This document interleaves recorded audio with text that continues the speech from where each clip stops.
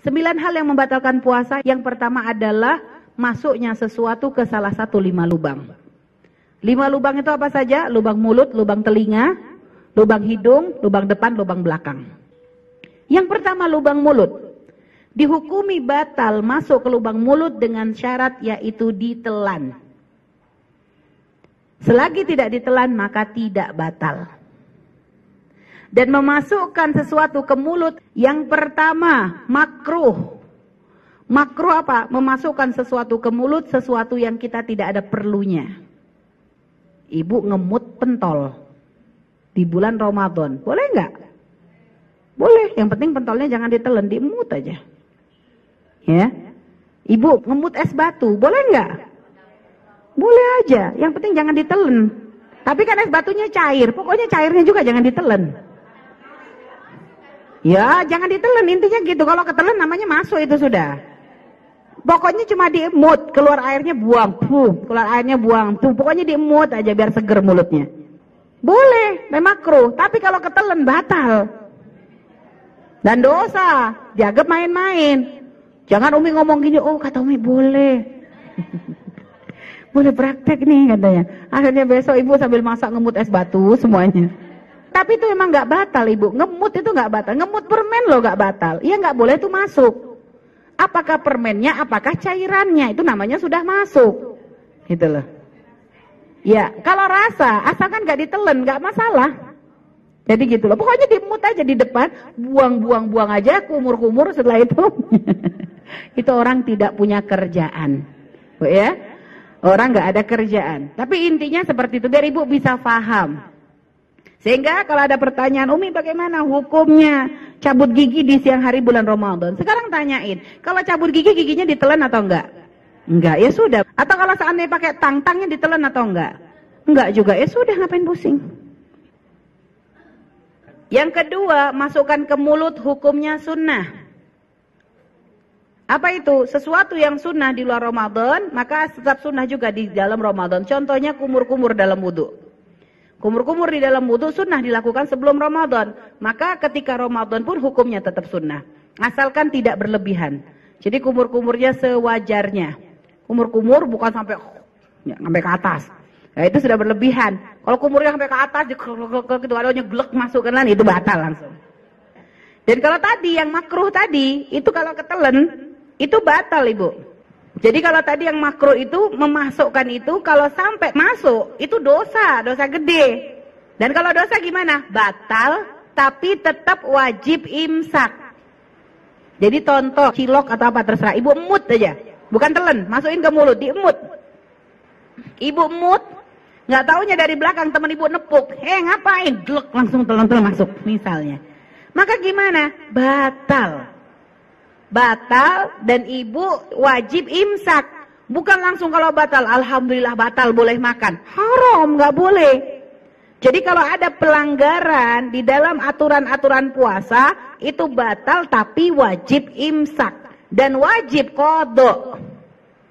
Tidak sah dianggap. Beda dengan yang kedua, sunnah. Ya, sehingga kalau ada orang lagi kumur-kumur mau wudu, ditepuk dari belakang. Kok ketelan air kumur-kumurnya? Alhamdulillah misalnya, maka tidak batal. Kenapa? Karena tadi dia melakukan sesuatu yang sunnah. Yang ketiga, memasukkan ke dalam mulut mubah. Apa itu? Nyicipin masakan. Kalau siwak masuknya sunnah. Siwak kalau di Ramadan sunnah. Asalkan siwaknya jangan ditelan.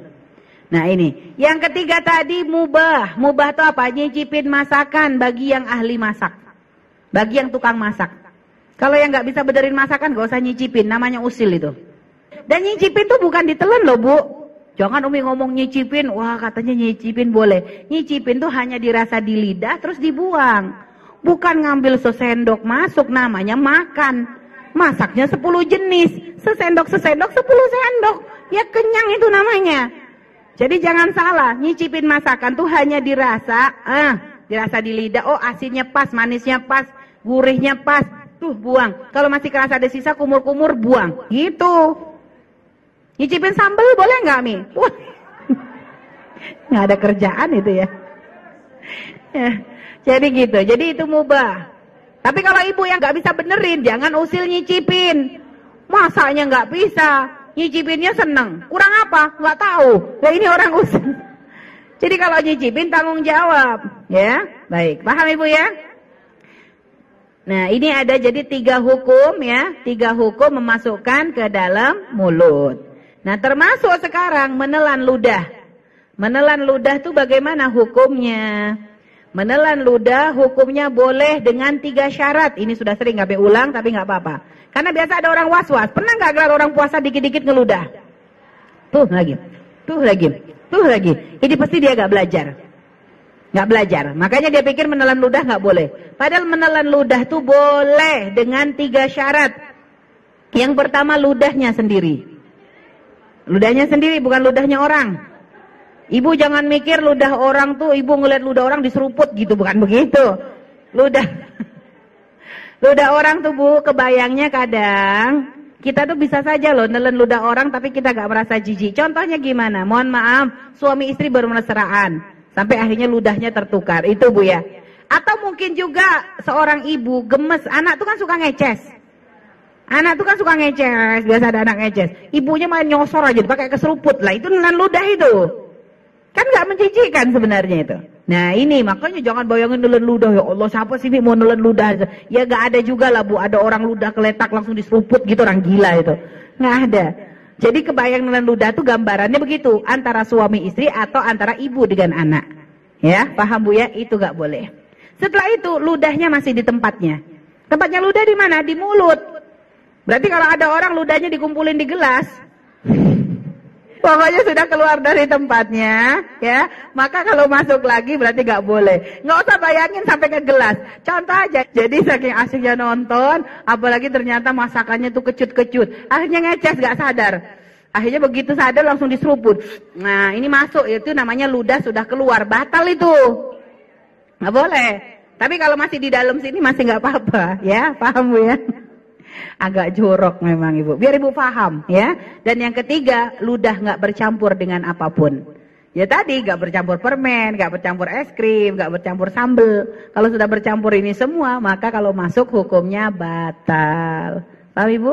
Nggak bercampur darah. Biasa gusinya berdarah, loh kalau ibu telan lagi berdarah gitu batal puasanya. Baik, paham ibu? Baik, ini yang untuk mulut saja. Yang kedua masuk ke lubang hidung. Lubang hidung pokoknya yang masih bisa dijangkau oleh jari itu boleh. Yang nggak bisa, yang sudah nggak bisa kejangkau jari itu yang nggak boleh dimasuki. Jadi kalau ngupil gimana hukumnya? Berbahagialah bagi yang suka ngupil. Ramadan masih boleh untuk ngupil. Ya bu ya, karena ngupil itu kan hanya ngambil di bagian luar. Tapi jangan dicongkel. Kalau sudah congkel pakai alat itu yang tidak diperkenankan. Kuping juga begitu. Kuping hanya bisa dijangkau oleh jari, itu masih boleh kita masuki. Tapi kalau sudah masuk ke dalam nggak boleh. Jadi kalau orang pakai korek kuping, pakai bulu ayam atau pakai besi, sudah tidak sah, batal.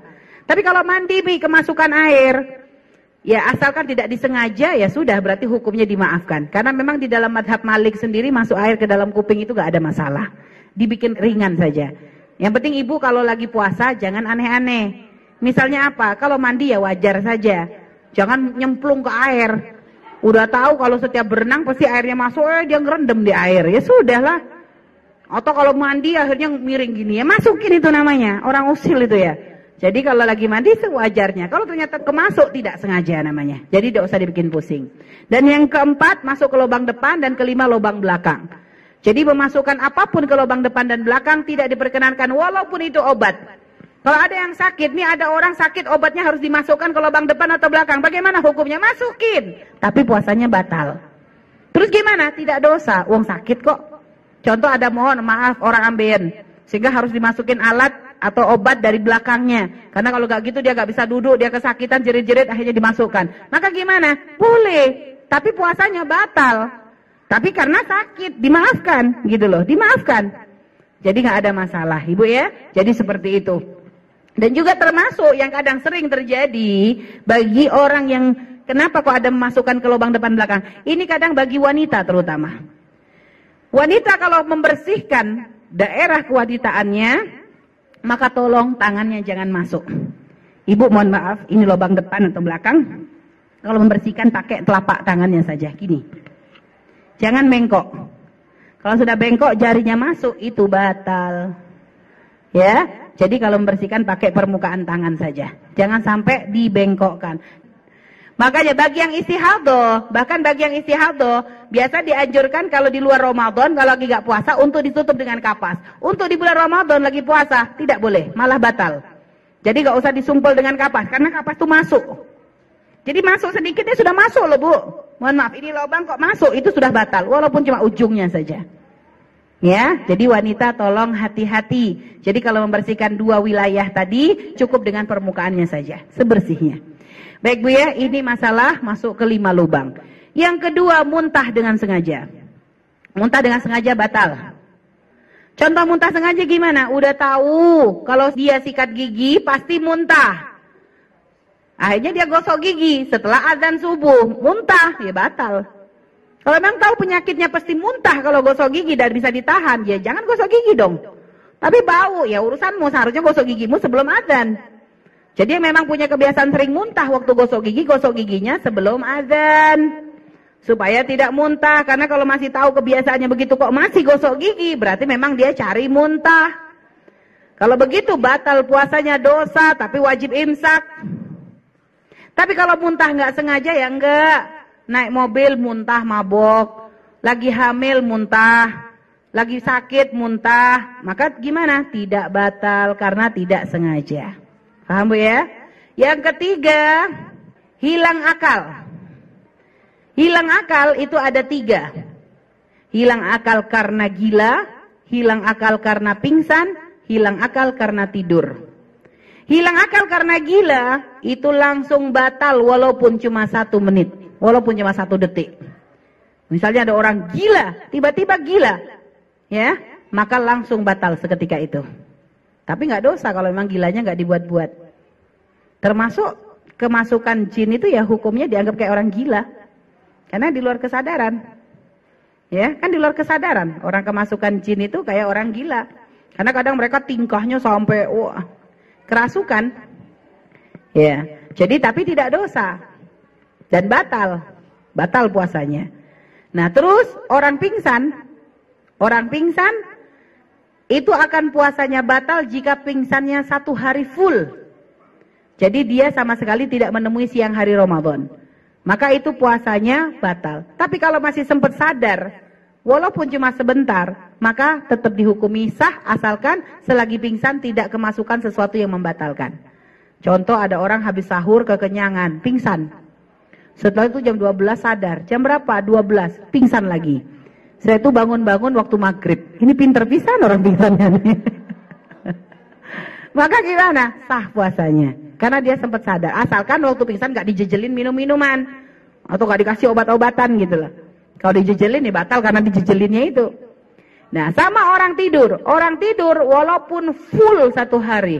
Habis sahur kekenyangan tidur. Tidurnya di loteng. Gak ada yang tahu. Akhirnya tidur plus benar-benar tidurnya kayak kebo, nggak bangun-bangun sampai isya. Dipikir udah jam berapa ya, nggak sadar dia turun-turun, lu masih subuh, ternyata udah isya, misalnya. Maka gimana? Sah puasanya. Terus dosa nggak dia? Ya nggak dosa asalkan dia nggak buat-buat. Tapi kan dia nggak sholat, kan nggak sengaja. Nggak sholat kalau karena tidur, kecuali waktu sholat bangun tidur lagi, lah itu dosa dia. Tapi kalau memang benar-benar dia nggak bangun nggak dosa, ya Bu ya. Karena ada kan orang tidur kayak kebo gitu. Nggak dibangunin nggak sadar. Ada. Nah itu kalau gitu ya maka seperti itu. Jadi intinya kalau gila langsung batal. Kalau pingsan selagi ketemu siang walaupun sebentar tidak batal. Kalau tidur walaupun full seharian tidak batal. Sudah berapa? 3. Yang keempat, keluar mani dengan sengaja. Keluar mani dengan sengaja itu membatalkan. Apakah karena menonton, atau karena berhayal, atau karena onani, karena masturbasi. Ya, intinya keluar mani dengan sengaja batal dan hukumnya haram, dosa gede. Dosa gede. Tapi kalau nggak sengaja lagi tidur, tiba-tiba kok keluar mani di siang hari, maka gimana? Tidak dosa, tapi wajib mandi besar. Nggak dosa dan tidak batal. Nggak batal juga, karena emang nggak sengaja. Mimpi siapa sih bisa ngatur? Memangnya bisa diremot. Jadi nggak bisa. Jadi lanjutkan saja puasanya, hanya dia untuk melakukan sholat, maka dia wajib mandi besar. Paham Ibu ya? Terus selanjutnya setelah keluar mani bersenggama. Bersenggama di siang hari bulan Ramadan itu dosa besar dan membatalkan puasa. Dan bagi laki-laki wajib bayar kifarat, bagi perempuan tidak. Ya, untuk penjelasannya nggak usah terlalu panjang lebar, segitu saja. Kifaratnya apa? Kifaratnya bagi yang melanggar ini kifaratnya 3. Ya, yaitu pertama memerdekakan budak, yang kedua puasa 2 bulan berturut-turut, atau yang ketiga memberi makan 60 fakir miskin. Tapi harus berurutan. Budak jelas nggak ada sekarang, berarti pilihannya adalah yang kedua. Kalau masih mampu kedua nggak boleh loncat ketiga. Kecuali kedua nggak mampu baru boleh loncat ketiga. Tapi yang jelas dosanya gede. Bahkan seorang istri kalau ada seorang suami memaksa bersenggama di siang hari Ramadan, kabur boleh. Aslinya istri nggak boleh kabur dari rumah. Tapi kalau untuk suami gendeng kayak gitu kabur boleh. Kabur aja langsung ke rumah orang tua. Itu pasti suaminya kerasukan itu. Kok siang Ramadan malah ngajak berhubungan? Nggak dibenarkan. Ya. Jadi ini adalah untuk bersenggama di siang hari bulan Ramadan. Asalkan tadi ya, batalnya karena bersenggama. Tapi kalau batalnya karena makan, maka nggak ada kifarat. Jadi kifarat itu kalau memang batalnya karena senggama. Ada orang kadang subhanallah dengan ilmunya akhirnya pengen lari dari kifarat. Ada orang tahu kalau batalnya karena senggama, jadi pasti ada kifarat. Akhirnya apa? Batalnya pakai makan dulu baru senggama. Dipikir memang dia lepas dari kifarat. Secara hukum memang kifarat dia tidak dapat, tapi dosanya naudzubillah besar di hadapan Allah. 1 kali puasa yang kita tinggalkan bisa jadi sebab kita masuk ke dalam nerakanya Allah, naudzubillah. Ibu ya. Baik, ini masalah senggama. Udah berapa itu? 5. Yang ke-6 adalah haid, ke-7 nifas, ke-8 melahirkan. Ini sudah 1 paket. Haid, nifas, melahirkan, ini bagian kita wanita. Jadi seorang wanita kalau di bulan Ramadan tiba-tiba keluar darah haid atau keluar darah nifas atau tiba-tiba kok brojol melahirkan, maka dia puasanya batal dan wajib nanti mengqadha puasanya, tapi nggak dosa. Ya, bahkan kalau puasa malah dosa. Tapi gimana Umi? Puasanya udah tinggal 2 menit. 2 menit tiba-tiba kerasa seret. Maka gimana? Batal tetap. Ya, batal. Ya Allah, 2 menit lagi gitu biasa Bu ya. Ini perempuan kadang udah siap-siap maghrib tiba-tiba kerasa. Ini kalau kerasa. Kalau ibu gak kerasa, enggak. Contohnya ibu nggak tahu, ibu udah puasa, udah itu buka puasa, setelah itu mau siap-siap sholat maghrib, masuk kamar mandi, kok ada darah? Ya sudah, berarti puasanya dianggap sah. Tapi nggak boleh dibuat-buat loh. Udah kerasa, tapi nggak mau lihat, nanti aja habis maghrib lihatnya. Ini nggak bisa ya. Emangnya bisa main bohongan gitu. Jadi kalau sudah kerasa, ya kerasa, jangan dibohong-bohongin, nggak bisa. Jadi kalau udah kerasa, seret ya sudah, langsung periksa dia. Nggak boleh ditunda nanti habis maghrib ngelihatnya, itu nggak bener itu. Ya, baik. Jadi itu untuk haid, nifas dan melahirkan sudah jelas Bu ya. Dan yang terakhir murtad. Murtad itu membatalkan puasa. Bagi siapapun yang murtad, merendahkan syariat. Murtad itu bukan hanya keluar Islam, bukan. Tapi dengan mengatakan Muhammad bukan Nabi, naudzubillah. Allah tidak esa, naudzubillah. Mengatakan kalimat-kalimat yang seperti itu Bu ya, maka itu akan menjadikan dia itu musyrik. Jadi itu Bu ya, hati-hati dengan ungkapan-ungkapan. Karena ada orang mikir pokoknya kalau ikrar murtad itu keluar dari Islam. Bukan itu saja, dengan dia merendahkan syariat Nabi bisa menjadikan seorang itu murtad. Salat gak wajib, mengatakan begitu. Bisa murtad nanti hukumnya, naudzubillah. Bu ya, baik. Jadi hati-hati di dalam masalah ungkapan-ungkapan. Jangan main-main urusan syariat. Karena sekarang ini banyak orang stres merendahkan syariat. Merendahkan syariat. Sama seperti kemarin yang lagi rame mengatakan konde lebih indah dari hijab, kidung lebih indah dari azan. Ini kalau diyakini bisa menjadikan dia murtad. Kalau karena kebodohan masih dimaafkan. Tapi insyaf. Ini kalau sudah gak mau insyaf, ini yang susah. Sudah salah gak mau insyaf. Gak mau tobat lagi, masih bela diri lagi. Na'udzubillah. Ini kebodohan, makanya hati-hati. Bu ya, baik. Jadi ini adalah hal-hal yang harus diperhatikan. 9 hal yang menjadikan batal puasa. Diulang, yang pertama memasukkan sesuatu ke 5 lubang. Mulut, hidung, telinga, lubang depan, lubang belakang. Yang kedua apa? Muntah dengan sengaja. Yang ketiga hilang akal. Hilang akal karena 3. Apa? Gila, pingsan, tidur. Kalau gila langsung batal. Pingsan asalkan masih ketemu hari, walaupun cuma sebentar, siang hari Ramadan, masih sah. Kalau tidur, walaupun full, maka hukumnya tetap sah asalkan tidak melakukan yang membatalkan puasa. Ya, Yang keempat apa? Keluar mani dengan sengaja. Yang kelima adalah bersenggama. Yang keenam adalah haid. Ketujuh nifas. Ke-8 wiladah, melahirkan. Dan yang terakhir adalah murtad. Hafal ya Bu ya? Jadi pertanyaannya gimana hukumnya suntik? Nah sekarang tanyain suntik itu masuk lubang mana? Oh, lubang bokong. Ya sudah berarti kan gak ada masuk hitungan yang lubang 5. Berarti batal tidak? Nah, gitu loh. Cabut gigi. Batal tidak? Cabut gigi. Memang yang diolah gigi kita, tapi kan gak ada yang ditelen. Ya. Kecuali ibu kalau habis cabut gigi, giginya telen ya. Nah itu baru batal. Selagi gak ada aturan begitu, ya gak ada. Jadi cabut gigi tidak batal. Apalagi? Air mata. Pakai obat mata. Obat mata tidak batal karena tidak masuk 5 lubang. Tapi pahitnya kerasa di tenggorokan. Biarpun pahitnya kerasa di tenggorokan tetap tidak batal. Nangis, batal tidak? Gak ada masuk yang 9, gak batal. Ya, marah-marah, batal gak? Gak batal, tapi ngurangi pahalanya. Jadi Bu jangan marah-marah ya kalau Ramadan.